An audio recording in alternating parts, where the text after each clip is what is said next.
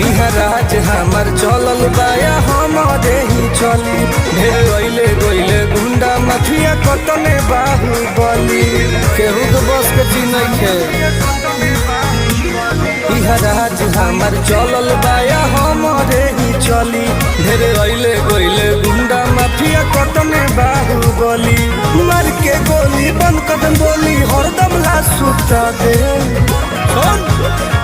माहौल जवन बदली होके दुनिया से उठा दे, माहौल जवन बदली होके दुनिया से उठा दे।